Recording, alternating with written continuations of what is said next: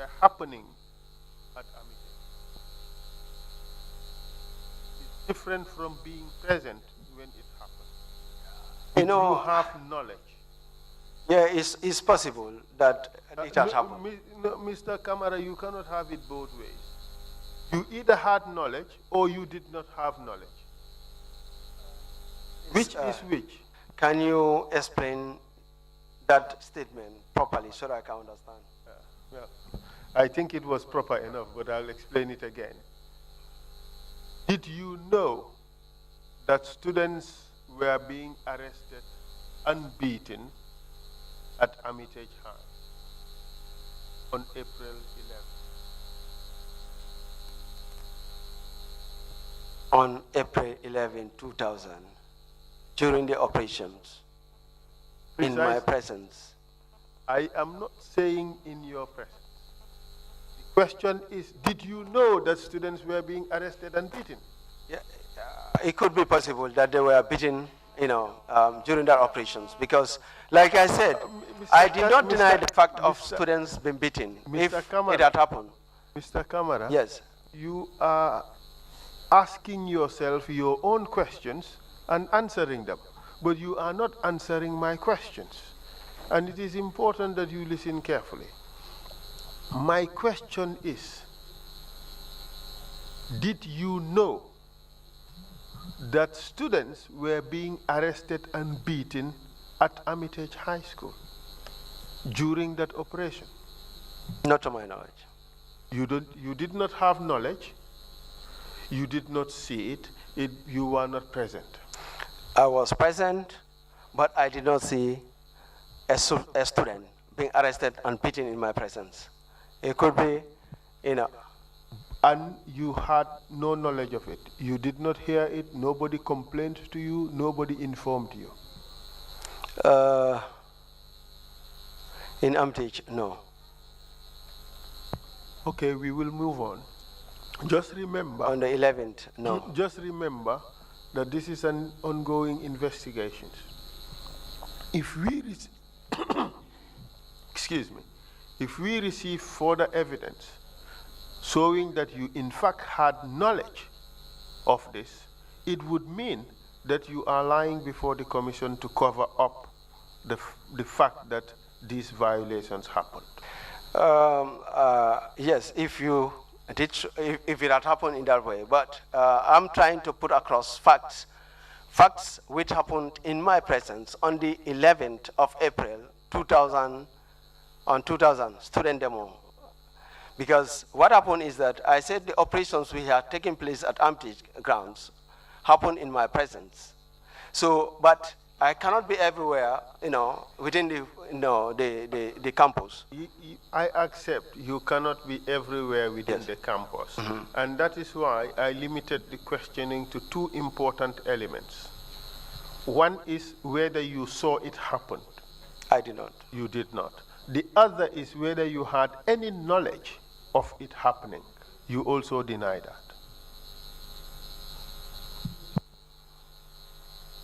Yes. So this is your final chance. You deny knowledge, you deny seeing it. On the 11th, yes. How about any other day? Subsequently, students were complaining that they were being beaten. So we advised those in charge not to beat anybody if it had happened. Can you explain that? I say subsequently, after the operation itself, which was on the 11th, there are a group of soldiers who were left in there to be in charge of students who are kept at the gas dormitory. And those group of soldiers, under whose authority were they? Under the authority of the CO. But under the immediate authority of, I think he was a Staff Sergeant Jata.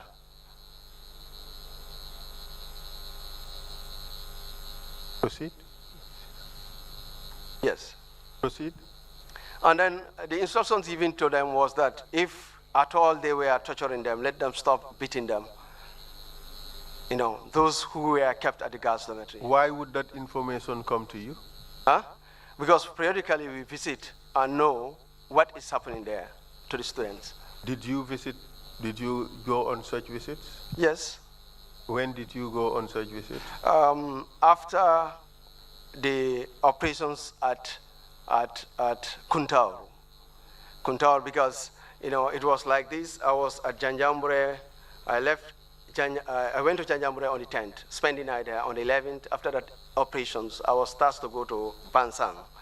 I went to Bansang. I think I spent there almost some hours there before I was informed by the CRD officer. From there, I came to Brikamaba. I think Brikamaba I spent 2 to 3 nights, probably. From there, I proceeded to Kudang. Kudang, the base, we were also informed that the students at Kuntaur were also on the move to demonstrate. So we proceeded to Kuntaur and spent some nights there. Then came back to Kudang, to the camp. So when I came back... Which day was this?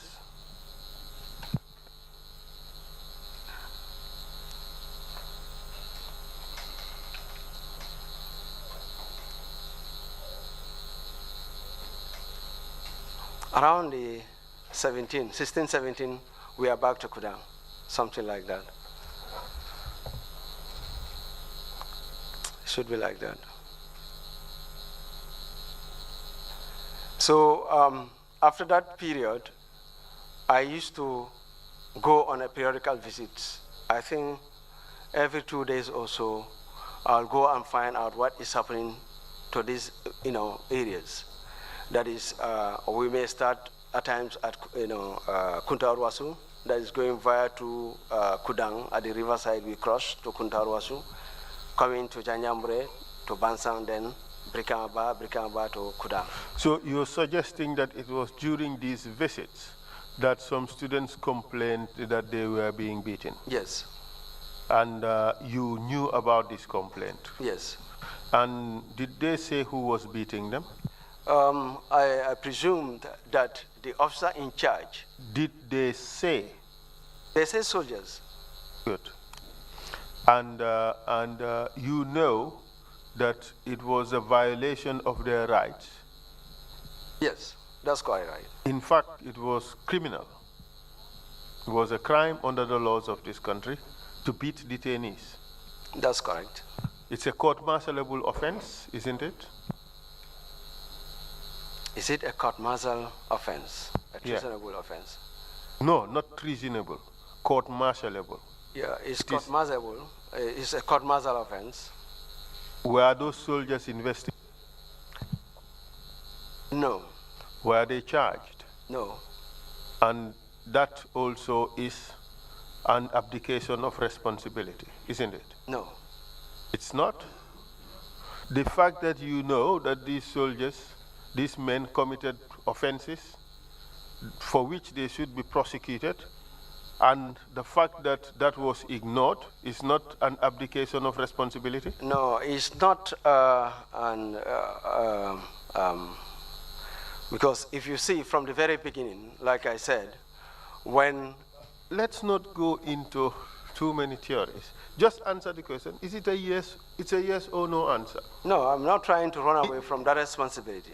Is it not an abdication of responsibility that these people were not investigated or prosecuted, these soldiers? What is, an abdication of responsibility? Can you, Is it not a failure of responsibility? No. Why? Why am I saying no? Simply because when that complaint was brought to my notice, immediately I've addressed those in charge that don't beat them. And how did you address that? No, I addressed it. I told the officer, the personnel in charge of that, security, to stop beating, the students under their custody. So in fact, you have prevented it happening again, correct? If it had happened before. Yes. Yes. So you have addressed future conduct, correct? Yes. So my focus is the past conduct, what they have already done, that crime they have already committed. Yes. Did you investigate it? No, it wasn't. Did you prosecute it? No, it wasn't. Wasn't that supposed to happen? It's supposed not to happen. No.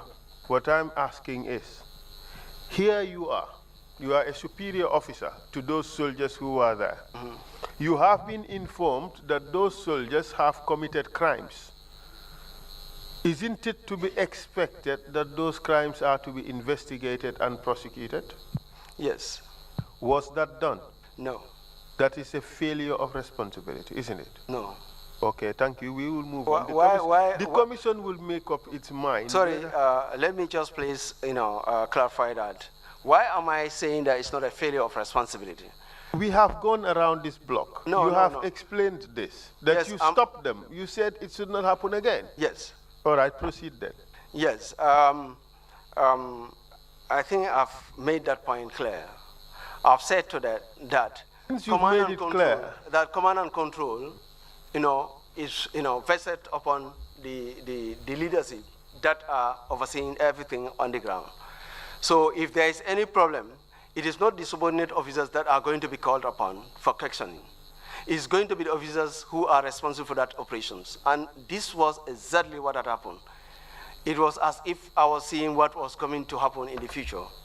We were called upon the Commission of Inquiries.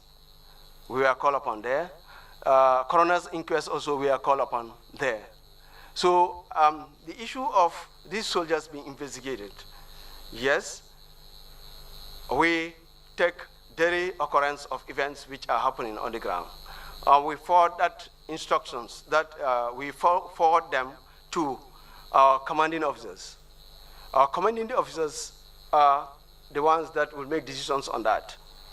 I visit areas, I collect informations, and I pass that information to my superiors for further directives. And how do you do that? How do you pass this information? I called the CEO to tell him that this was what I was informed about. Did you submit any reports? No, not at that time. All right, thank you very much. So we would move on. The commission would look at that and see what to make of it. Thank you. All right? Okay. So you left Janjambure sometime in the morning. At around what time? This should be between 8, 9, towards 10, I think. 8, 9 towards 10. Yeah. So we have a 3-hour window. Between 8 and 10, one can say. A 3-hour window. Yeah. Pretty much. All right. During this period, where did you go? I went to Bansa.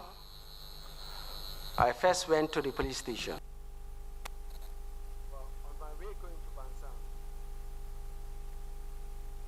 around the school, the secondary school, the senior secondary school, I saw tree trunks being placed across the roads. I've seen stones being placed alongside the roads. But while we were going in to Bansang, then the students were also leaving the school, coming into the streets. So we realized that the information given to us that the students were planning to demonstrate has now been actualized. But I moved straight to the police station. When I went to the police station, I asked, the location of the Gamtel antenna, which is meant for the TV coverage. So I was being led to that place.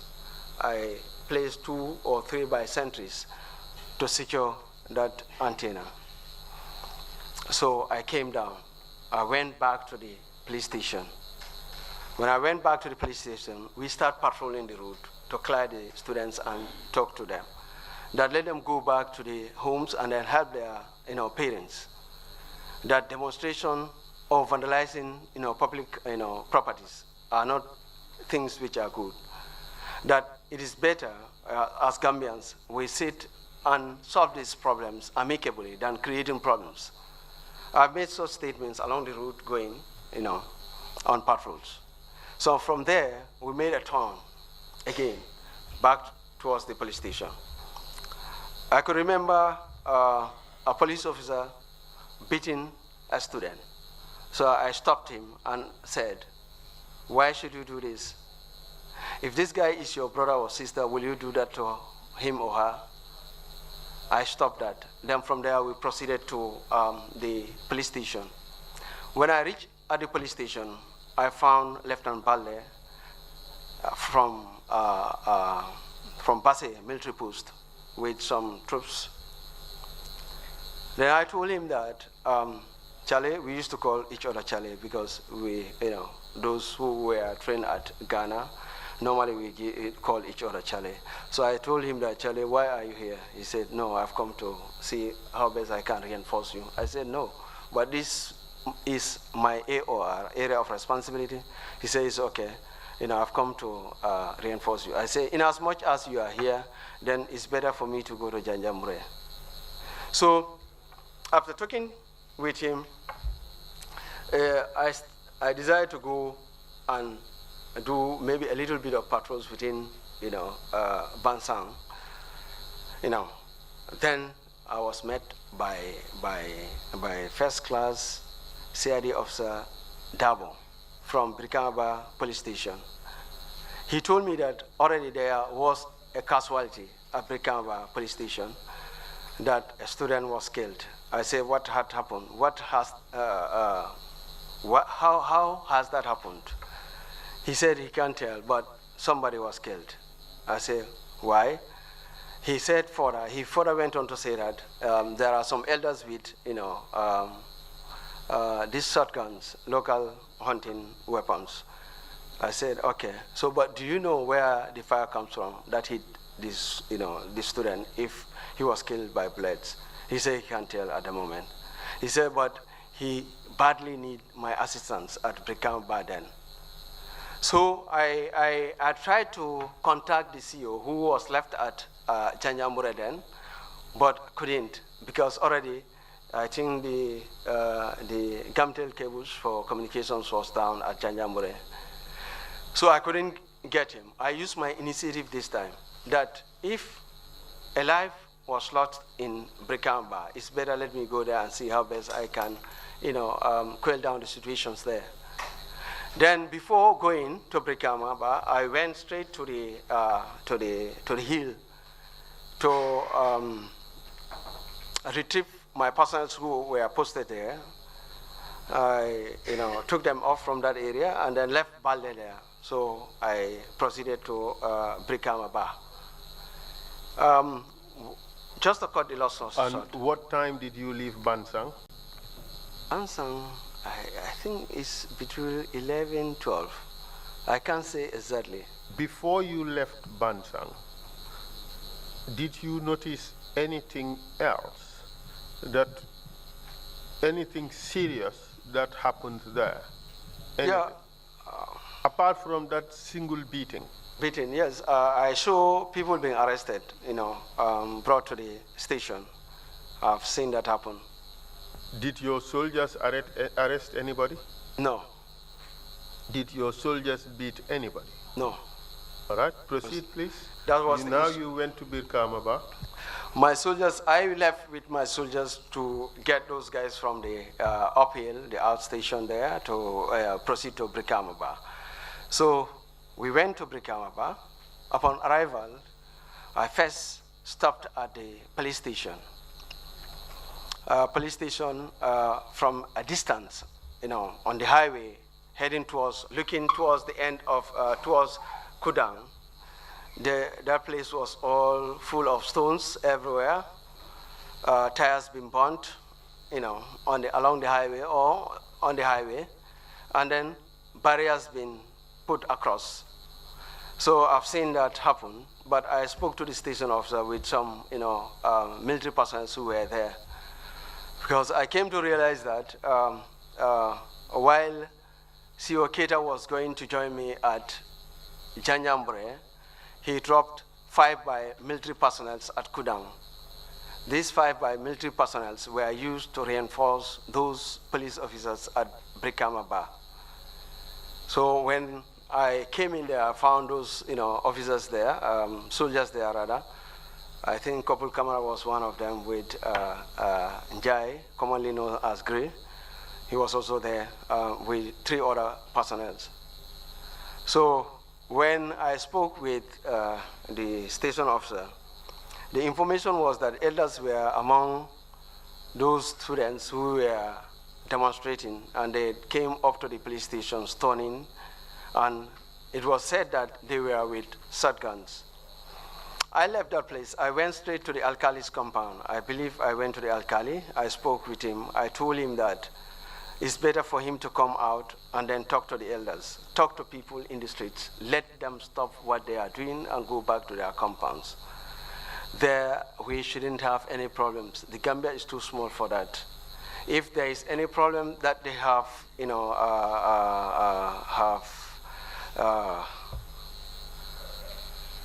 if there is any problem that is affecting them, it is better they go to the authorities and see how best that can be resolved peacefully and amicably. This was what was the message that I've given him to do. So whether he has come to, because when I've said that to him, I just left like that with the soldiers that I was moving with to come to the highway again. So when I went to the highway, I walked like that. I was patrolling up to where there is a route at Brekamaba. The bus used to stop there when it is coming towards the combos. And this route here at Brekamaba is the one that links to the backway to Sapo. This was the route that was used by Lieutenant Balde with his troops again. He joined me at Brekamaba. So, I asked him, why are you here? He said, he has come to reinforce me. He said, in fact, I was trailing you, but you did not observe, and you don't know that I was trailing. I said, I did not see you coming. Well, he said, his vehicle was behind, following. So, people were arrested, because we believe that if people are left in the street like that, it's going to create, aggravate the situations. So it's better let them be arrested and then be placed at the station, and we see a peaceful solution to the issue. But along the line, you said people were arrested. Yes. Why don't you tell us that I arrested people? You arrested people instead of people were arrested. Yes. The reason why I did not say I arrested, because I personally did not arrest. You ordered the arrest of people? No. Okay. How did the people come to be arrested? Yes, the soldiers, Balde and his team were there. Myself with the team from Kudang were there, and those who were dropped last night before that, 11th April, were also there. There's a team of Farafenye, a team of Basse, and a team of Kudang were all in there. So people were brought into to the police station. I've seen instances. You did not arrest people? I personally did not arrest, but soldiers arrested. Your soldiers did not arrest anybody? They have arrested. Do you mean they did it under their own volition? No, we said anybody who is on that highway should be brought to the police station. Who is we? Okay, say I have ordered for the arrest, and Balde has ordered for the arrest. Well, thank you for that concession. Yes. Even in your statement, you said, I went back to the street and arrested those who were found demonstrating on the streets and took them to the station. Yes, we have ordered for that. And then when we have ordered, they came to the police station, and then I've seen torture be inflicted on civilians. And I stopped that happening. That's not according to the statement that I read out to you. Yes. They did not suggest that you stopped any beating. They did not suggest that you intervened to stop any beating by the soldiers. Yes, they will not know, because they will not know what was happening on the ground then. So, but they saw that the soldiers were torturing civilians. Yes. But they would not see how you stopped it. Yes. You stopped it in secret? To their knowledge. Oh, okay. Yes. Interesting. Yes. How would that happen? Yes, I called upon Lieutenant Balde, Sama Balde then, who was in charge of... where is he now? He's in USA. Okay. Who was in charge of Basse. I told him to leave with his people. Yeah. And that is how you stopped the torture? Yes. I said he has to live with his people from Kudang, because from Brikama, because anything that happened in Brikama was just nearer to Kudang. So anything that had happened there, it will be said that, you know, soldiers from Kudang did it. And so you're telling us you were able to stop the torture by telling Lieutenant Sambaba to move with his troops? Yes. And that is what stopped the torture? Yes. How did it stop the torture? People are no longer subjected to torture. So you're suggesting, therefore, it was Sambaba's men who were doing the torture and not your men? Yes, quite right. Sambaba could be hearing you? Yes. He's my friend, he's a brother, he's everything to me. So his men were doing the torture, but your men were not involved? I told you from the very beginning that I have given clear instructions to my people that nobody should beat anybody, nobody should slap anybody, nobody should fire at anybody before we left. And then I've stated that Samaba is a friend of mine. We all grown up together as young officers. We don't have to go through that. I'm coming, sir. Okay. We were all cadet officers together. We were all second lieutenants together. So this event that I'm talking about happened when we were all lieutenants. So you understand? There is no point. I just do not see the relevance, but you may have your way. There is no point where I will come here to lie against him. I don't see that.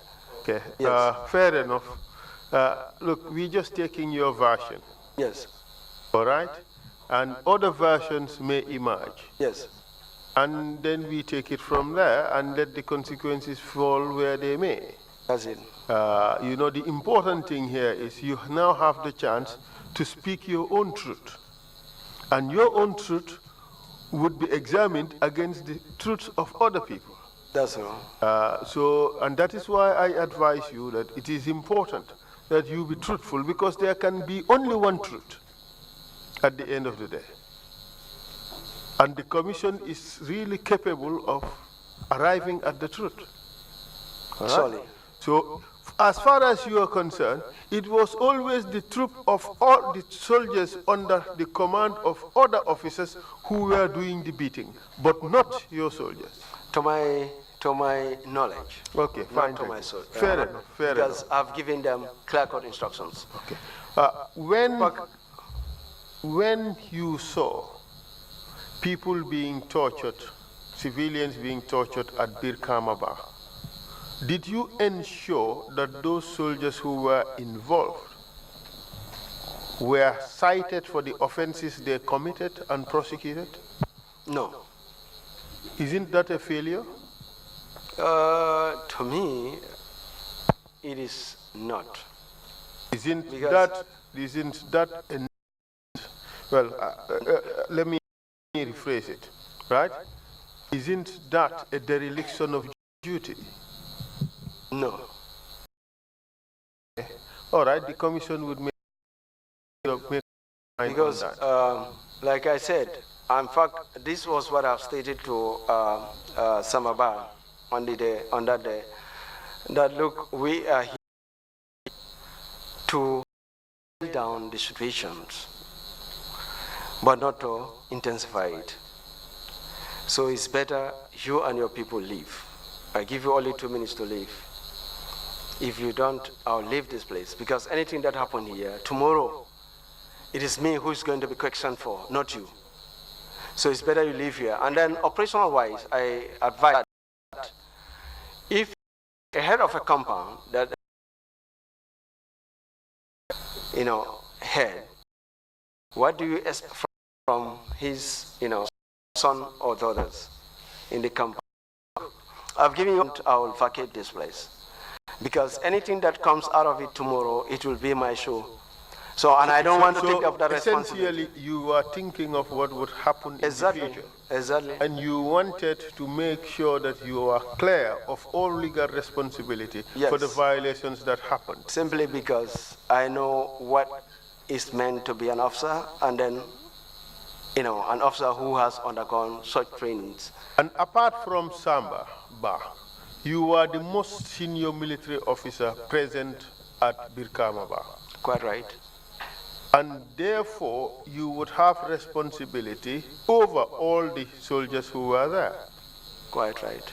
And you know very well that somebody was killed in Birkama Ba. In fact, not just one person, but 3 people were killed in Birkama Ba.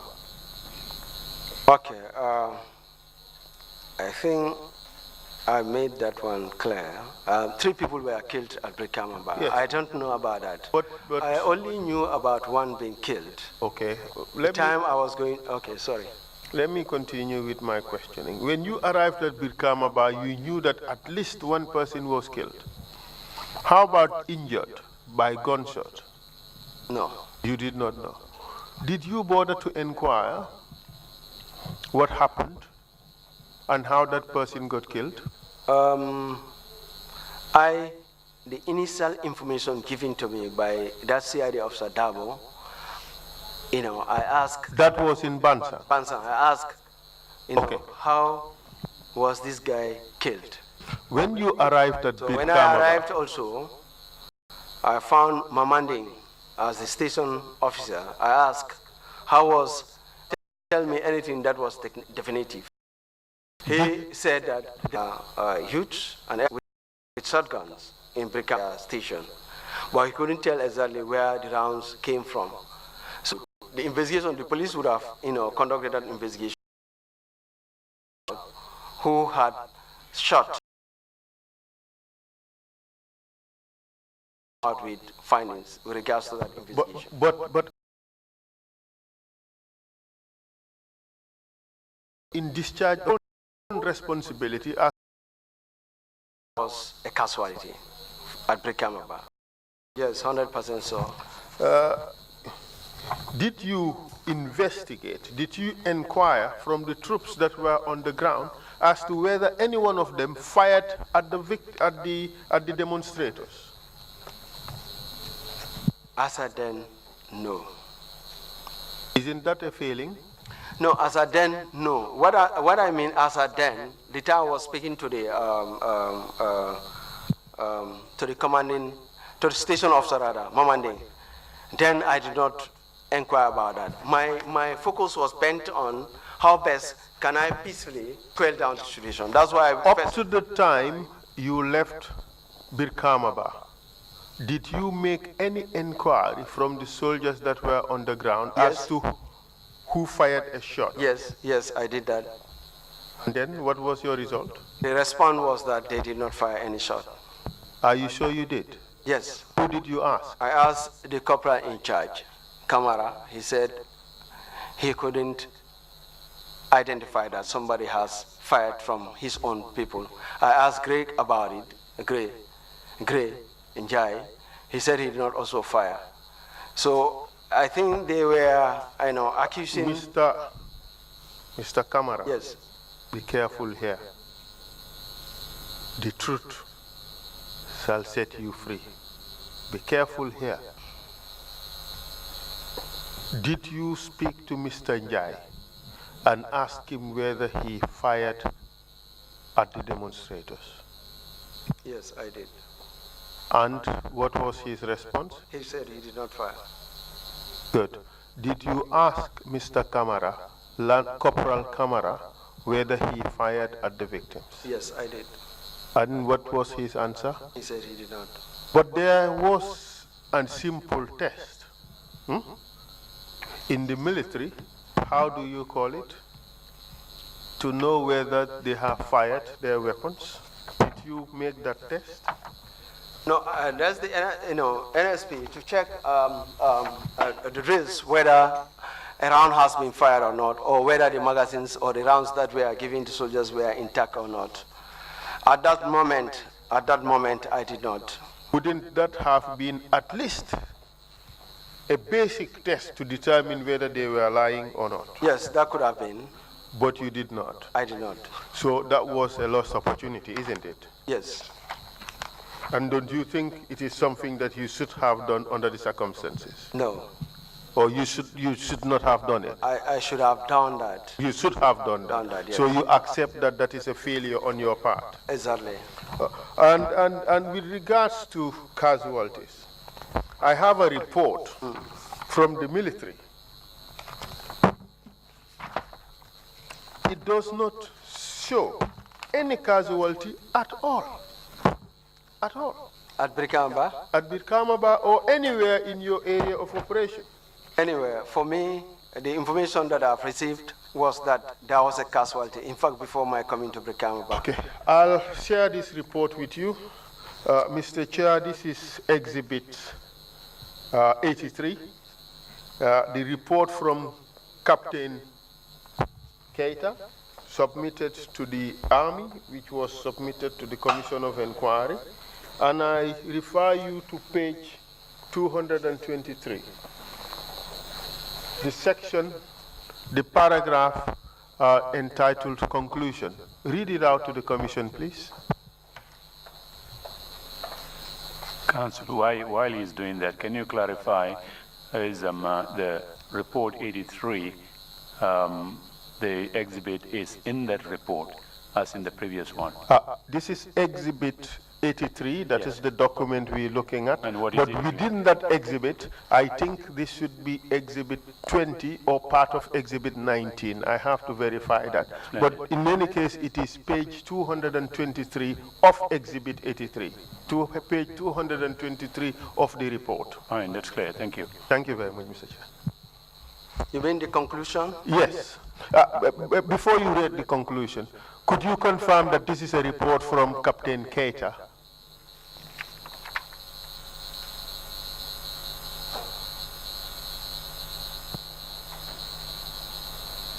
Read out the title of the document.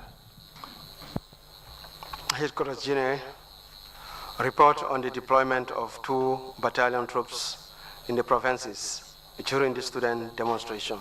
Good. The 2 battalion would be 2nd Battalion, wouldn't it? That is 2 infantry battalion, 2nd infantry battalion. Okay, good. Could you go to the next page? And maybe the next page. Did you see the signature? Yeah, I've seen the signature. And whose signature did it say it is? It's bearing the name of B. Keita, Captain Keita, CO. And that would be the Captain Keita who authorized you to deploy, right? Yes. Good. Look at the conclusion part. Could you read it out, please? After the withdrawal, 1 week later, a check on the first line ammo of soldiers from the battalion headquarters who participated in the operations was conducted and all confirmed to be intact. Blank ammunition was used to disperse demonstrators in Farafenye, Brikama and Brikama Ba. Alpha Company, that is Kudan, set in their ammunition returns and everything was intact. However, Charlie Company Basse reported firing 12 by rounds of 7.62 millimeter as warning shots when angry demonstrators tried to overrun the GRTS radio station in Basse. At the end of the operations, arms and ammunition returns was sent to my parent unit, that's Hekorachene. You would ask what is false. Listen, that conclusion is false. Maybe you have not noticed the falsehood. No. Okay, let's come to them one by one. Yes, okay. The report does not mention casualties, did it? No, the conclusion did not. The Exactly. conclusion so far, which you have read here, did not mention about that. Wasn't that a material fact to report? Which, the casualty? Yes. Yeah, it should be. It should have been. Yes, So it that should is a material omission in the report. Well, it is a significant omission in the report. Sorry, I did not read, other portion of the report. I only read the conclusion. But in the conclusion, You can take my word for it. Yeah, that it is nothing is mentioned about casualties. yes. So far, what I've read, nothing is mentioned about that. And in fact, it's in fact on the return of the ammunition that is reported, that is also false. Where? Which area? Which level? There is no mention of the group that was deployed under Captain Keita. Look at it. They mentioned your group. They mentioned the group from Basse. Yes. There is no mention of the group that was led by Captain Keita. Yes, that was omitted. There was also no mention of the group that was dropped by Captain Keita in Brikamaba. Quite right. Their ammunition was not accounted for. Quite right. That report seems to suggest that nobody was fired at by the GNA soldiers. And that is totally false. Yes, by virtue of that, it is. If at all, the firing was done by the GNA personnel. Because at Brikamaba, 5 people were there. So let me read out to you something here. Okay. This is from a GNA soldier.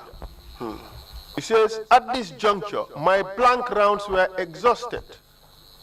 I detached and attached the magazine which contained live rounds. I continued to shoot in the air to scare them away, but they showed no sign of going back, and I shot at them.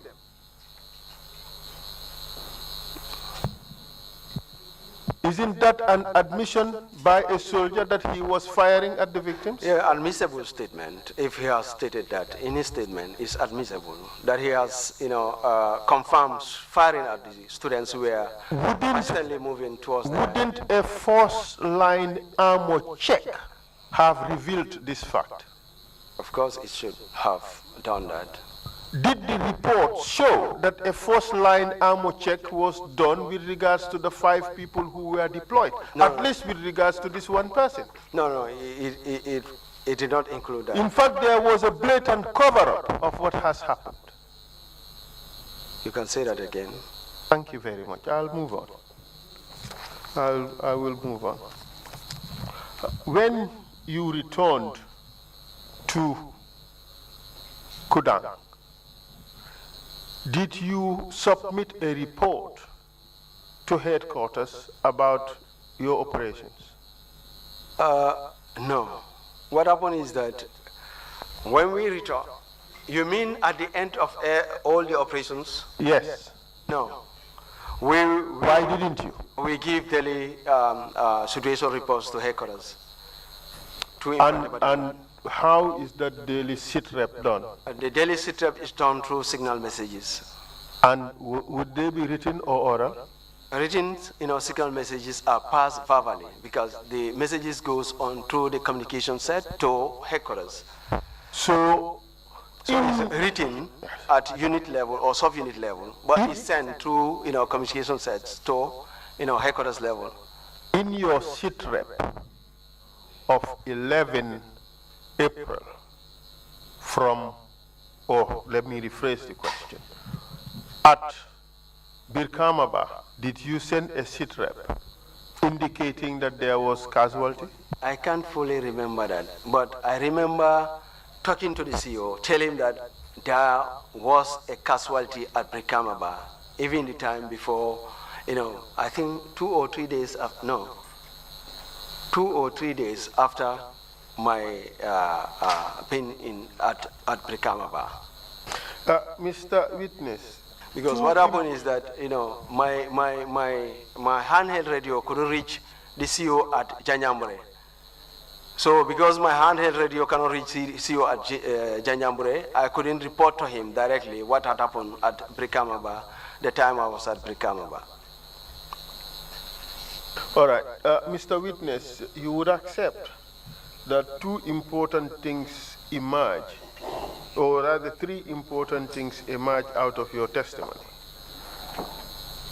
The first is that no operational orders were submitted to you. That's true. The second is students were arrested and other civilians were arrested and tortured during this operation. That's correct. The third is that the report that was submitted by the Army contained some important falsehoods. Correct. By virtue of this document which has been served here to me as a report from the Gambia Armed Forces, or from the headquarters GNA, then the Gambia National Army. Thank you very much. I would not have any further questions for you on this particular subject, but like I have promised at the beginning, we would call you at a later stage to talk about things that happened to you, your own arrest and detention and torture in 2006. And you see, the importance of all this is to show that torture has no place in administration or in the way we live as a people. Because you witness people being tortured, you subsequently suffered torture yourself. But this is something that we would have to deal with as we progress in these investigations. So I will ask the Commission not to give you the opportunity to address the Commission at this stage, because we're running out of time and you would have to come again. So you would save your address until you were called again, but in the meantime you can think about it, the two issues of how the students were dealt with and how you were also treated by the same institution, the soldiers of the Gambia National Army. So Mr. Chair, I hand over the witness for further questioning, if there are any. Yeah, so your suggestion is no concluding remarks? No concluding remarks from him at this stage. Yeah. But we give him a rendezvous for when we hold the institutional hearing on the NIA. Oui, d'accord. Thank you very much. Thank you very much. Okay. Commissioners, you have any questions? Commissioner Kinte, you have the floor, please. Major Kamara, Yes. on arrival at Brikama Bar, you were told, of course, you were told one person was shot dead. But there were other people who were shot, either dead, not yet dead, or whatever. Did you make any spot check to see, like visiting the health center or seeing around the police, those who were shot, what were their conditions, and the one who was confirmed dead, where the whereabouts and whatever? Did you make any thorough check to confirm the state of affairs at the time of arrival? Because that was one thing very important. Yeah, thank you very much for that question. Like I said before, I think operationally I was inclined in seeing how best I can pacify the situation then. Yes, I should have, go further to find where was the place, the position of the casualty, where he was then, but I did not do that. For the other two that you are saying were shot or have sustained some injuries that time, I did not know about that. Subsequently came to realize that additional two other people were killed. I was only in the picture of one person that was killed. Yes. Yeah, but you knew one person was killed. Before I came to Brikama, yes, I was informed about that. In fact, that has prompted my coming to Brikama. You said you were also told that some local communities, individuals, had shotguns, local guns. That was the information I received Did at you Bansang, see I it? did not see any on the ground. Now, if you haven't seen that, in the meantime, you should have concluded that no one was armed by the fact we have seen on the ground. I can't, because what I did, I cannot say that they were not armed. When they said, Sorry, when they said they did not shoot. Sorry, sir. Okay. You see, they can be armed in my absence. Okay. And the time of my arrival there, they can, hide their weapons. Nobody knows. It's only Allah. And they should be able to stand and then affirm that, confirm that happened. But what I've seen, myself, what I've seen on the ground was this: when I came to Brikama Bar, I first went to the police station. From there, I went to the Alkali. Because I was, more inclined to seeing how best we can pacify the situation then. Yes, so that's the approach I've taken. I went to the Alkali. Alkali, please come and talk to your people. I guess he being the village Alkali, the people within that village will be able to listen to him and then respect his words. That's the reason why I went in. So the fact of visiting health centers to confirm, I did not do that. That was a shortfall. as well. See that on the ground. Thank you. Well, thank you, Commissioner Jones. You have the floor. Thank you, Major Kamara. You said you left from Kudang to Janjanbureh with about 15 men who each had about 120 live bullets, right? Did you do an inventory at the end of the operation to find out how many of those were actually released and how many were not? See? Did you take an inventory at the end of your operations to ascertain how many live bullets were used and how many weren't? Yes, when we came back to Kudang, I paraded the men to check in their weapons. They all cleared their weapons. We confirmed there is no round in the chamber. That was done, the E-spring. And then we confirmed the number of rounds also in their individual magazines. So all which were issued to them were intact at the end of the operations. May I clarify that for Commissioner Jones? My question about force line ammo check is precisely on that. That is, perhaps I should have explained it, is the technical term that I used.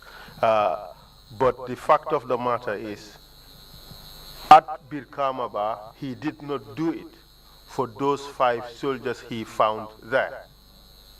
So if that was done, it would have been discovered that some live rounds were missing, but they did not do that. And in addition, the report suggested that it was done for Kudang and Basse, all right, and everything was intact.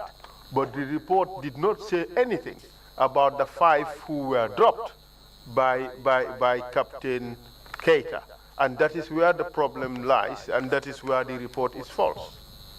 Thank you. So I've confirmed that of mine when we returned to the base, Kudang, that their arms and ammunition were intact as per issued to them before the operations. Thanks for providing further clarity, Counsel. Thanks. Thank you very much. Thank you. Any further questions? If not, we will take a lunch break and come back at 2:30. 2:30, we return here. Thank you very much, Major Kamara, for your testimony. And oh, sorry, who is it? Oh, sorry, yeah. Thank you very much. Meeting is adjourned. We come back at 2:30. Mr. Chair, Mr. Chair, it's 1 o'clock. Maybe we should start a new witness until 1:30. Then. Are you ready for that? Oh, yes. My pleasure. Absolutely. Thank you. Because otherwise we may. When we see him again. So, thank you. All we. It's getting interesting. But Kamara would have to go in. Mr. Chair, discharge the witness. Yes, indeed. Thank you. Witness, thank you so much, Mr. Major Kamara Sise. Back here. You are now Kamara. Not at all. Thank you very much. Thank you. We will resume in about 5 minutes.